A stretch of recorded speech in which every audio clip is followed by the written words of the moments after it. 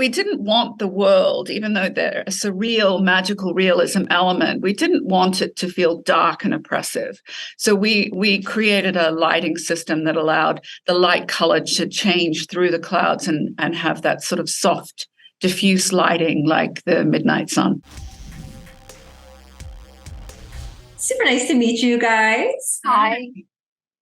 Well, I wanted to start off by first asking each of you, if you were given the same choice as Peter, would you do these impossible tasks to win the elephant and maybe get some answers to your questions?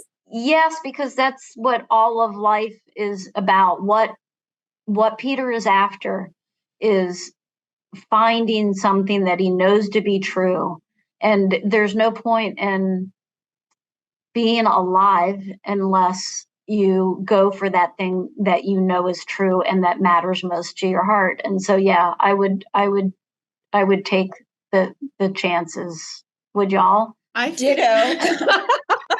I feel like perhaps I'm not as brave as Peter, but I've learned a lot from Peter in making this film. That it's not just about believing in the impossible, it's about taking action. I try to sort of remember that. And, making this film was a little bit like that. And I try to remember that, to take a little bit of action every day towards something that I believe in. That's nice.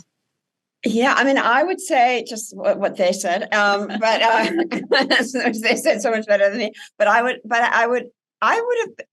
be nervous. Like I think Peter is a really rad and aspirational character because he knows that action is important, and he's nervous in the film, and he's not perfect.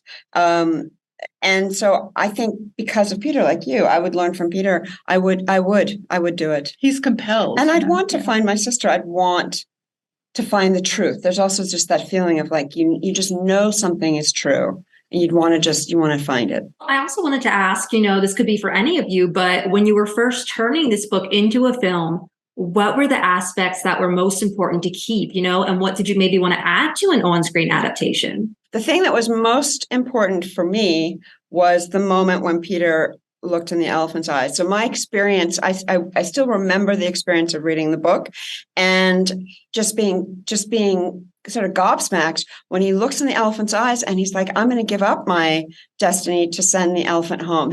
His feeling of empathy, which I don't think we talk about a lot. Just the idea that, an elephant crashed through the ceiling. That's funny. That's my destiny. But where did the elephant come from? So it was just very important to me that our story kept that very pivotal moment, that he realizes that it's not about himself. It's not about what he needs, but it's about getting the elephant home. And in doing so, of course, bringing the town together and getting his wish. For me. Yeah. Well, on that same note, was there anything from the book that you really wanted to include that couldn't make the final cut? The film is an ensemble, and there's a lot of braids of different character stories to weave together following Peter's journey.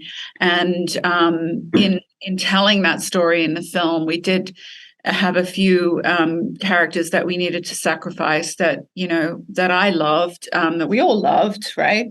Tomas, Bartokowin, all of whom were amazing characters. But we just, it's always difficult when you're following a lot of threads in a film, and we just wanted to weave them all together into this family. And we just, at a certain point, felt we had to make a few, cutting off the arms. Hard choices. Well, the sequel, Kate. Kate, how did you feel when you were watching the movie back for the first time? Was there a moment in particular that you felt really, encapsulated the story that you were trying to tell in the book? There is. And, Julia talked about that moment with Peter recognizing the elephant and that the elephant needed to go home, that act of empathy. That's one, but where I really my heart fell over was for it's just very simple scene around Gloria and Leo's table, and they're feeding Peter, and he asks what he's eating, and Gloria says stew, in a way that, I mean, the line is delivered so beautifully, so heartfelt. It's just seeing everything this child did not have and being able to give it to him. And so those two moments are absolutely pivotal to me. Well, Wendy, I know that you have been a visual effects.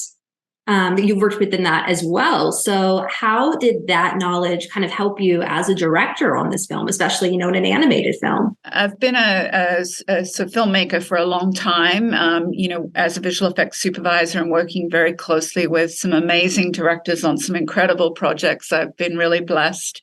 I think everything in life you carry with you and use and pull upon as part of your experience.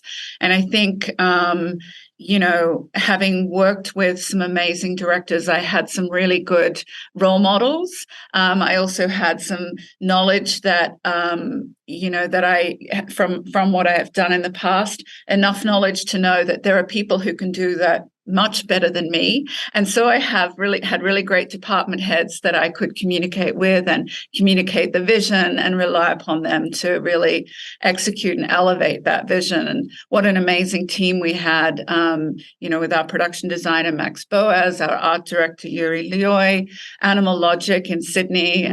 We had an amazing visual effects supervisor down there, Greg Giles, and Simon Picard, our head of animation. They were an amazing team to work with for the production. Well, the world of The Magician's Elephant was absolutely beautiful. I loved all the visual representation of hope spreading throughout the kingdom was a favorite of mine, and of course, the clouds. Did anything from the book necessarily inspire those kind of visualizations? So the clouds are, obviously a very important presence. They're a character in the book and the film.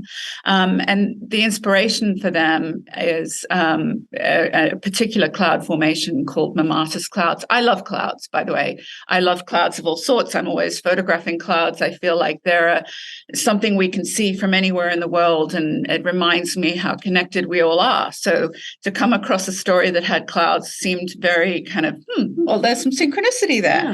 Yeah. But the Mammatus cloud formation is an amazing kind of surreal and quite ominous cloud formation. And it was the inspiration, the shapes were the inspiration for our clouds. Of course, we stylized them a lot more to fit in with the stylized world that we were building.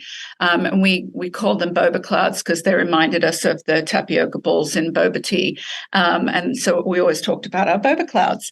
But we didn't want the world, even though they're a surreal, magical realism element, we didn't want it to feel dark and oppressive.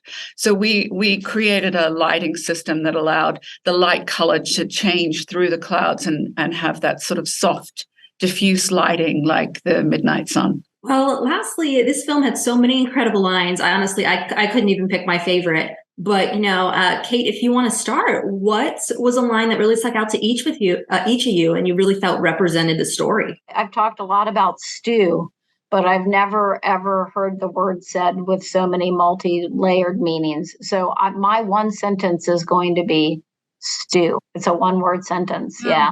That's so awesome. I have a lot of favorites, but one of my favorites is when Leo says to Gloria, that when she sort of says the world cannot be changed, the world is what the world is. And he says, no, I will not believe that. For here is Peter standing in front of us, asking us to make it something different. And how can the world change if we do not question it? Something like that. Yeah, that was beautiful. That was beautiful. And she stole it. That's for me.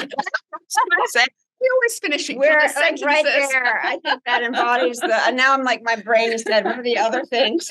The other things are like, I knew he could do it. Well, thank you guys. I am going to have to wrap, it looks like. But thank you guys so much for chatting with me. Love this movie so much. Thank you.